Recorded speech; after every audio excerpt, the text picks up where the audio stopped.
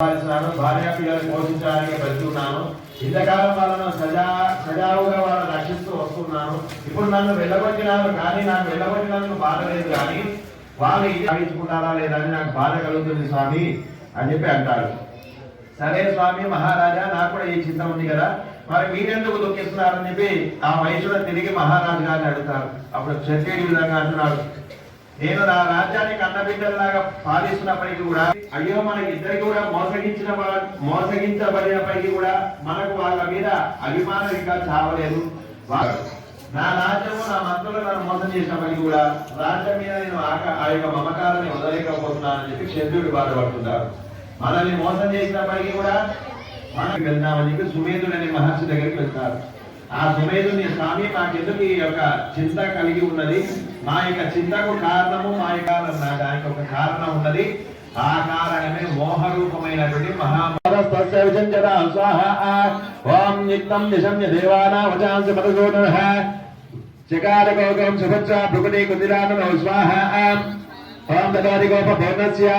చక్రినా వదనాతః నిత్యకామ్ర మహాతేజో బ్రహ్మాణా శంకర ఓం ఏకం సమగచ్చ స్వాహ ఓం అధిపతి ధస్కోర జోన్నం పర్వతో దదిశస్య స్వగతయం దిశా స్వాహ ఓం యదపోజ్జాం ఓం తేనాజాయత తన్ముఖో యామ్యేవ చ భయంకేన బాహో విష్ణుతేజసా స్వాహ ఓం సౌమ్యేన తనయాయుర్వ్యుగ్మం మంజం చైందేన చ భూతో వారుణేన చ జింఘారోర్తిస్తంభస్తేన చ భువ స్వాహ ఉపేరేణ చ నాసికా స్వాహ ఓం తస్యాసు సరత్తమాగస్నాగమపాచా సుచక్ర స్వాహ ఓం శంకం చ వరదస్య కేరదో తస్య హురాశ్వః మారుదోరత్తవాంచామం బాణపూర్ణాదేశ్వరీ స్వాహ ఓం వచ్చమిత్ర సమస్పాచ గుళిషా తిగ్నిః ప్రత్యాశకమేజ్యో అశ్వరే సుధనాచ హోరాక్షే మధుమక్షే మధుమత్యాన వరవిత్యాన ఉదయం దేవ్యవాద ఉద్దార సుఖసేన మనసే ఏక